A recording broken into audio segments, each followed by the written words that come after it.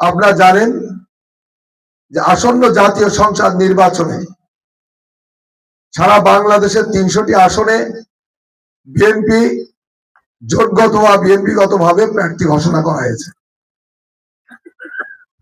এখানে কালীগঞ্জ ৪, যেখানে প্রার্থী কিন্তু জোটের না, প্রার্থী কিন্তু বিএনপির।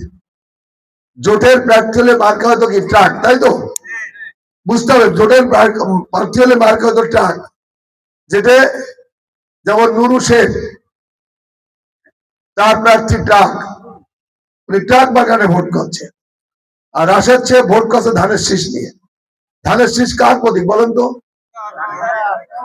ধানের শীষ জিয়াউর রহমানের প্রতীক। ধানের শীষ বিএনপির কলিজার টুকরা। বিএনপি করবেন, বিএনপির কমিটি মুক্ত হবেন, বিএনপি করার স্বপ্ন দেখবেন। ধানের শীষে ভোট করবেন না, ধানের শীষ ভোট দেবেন না, ধানের শীষ বিরোধিতা করবেন, সেই বিএনপি করার সুযোগ কিন্তু আর থাকবে। সেই উদ্দেশ্যে আজকের এই মিটিং। আজকের মিটিং এর মূল উদ্দেশ্য পরিষ্কার বলছি, যাদেরকে রয়েছেন অবশ্যই তাদেরকে অভিনন্দন, ধন্যবাদ জানি। অবশ্যই আগামীতে দল যথাযথভাবে আপনাদের মূল্যায়ন এবং যোগ্যতা অনুযায়ী মূল্যায়ন করবে, অবশ্যই মূল্যায়ন করবে। যারা আসেননি তাদের অনুরোধ করব, আগামী কালকে জনসভায় আপনারা যোগদান করবেন। যদি বিএনপি করতে চান তাহলে যোগদান করবেন।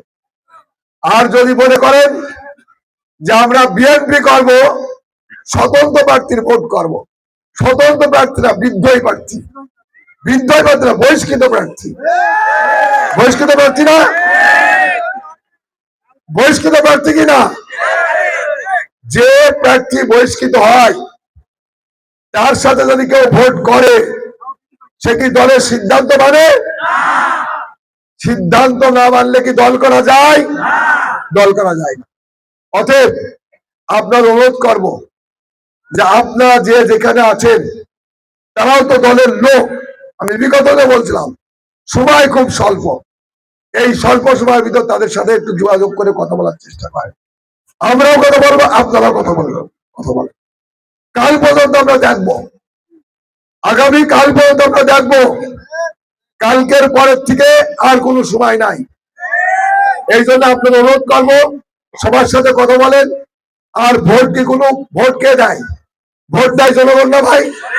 ধানের শীষ ভালোবেসে দেয় না ভাই? আমার আপনার সব বড় বিএনপি গ্রামে আছে, আছে না?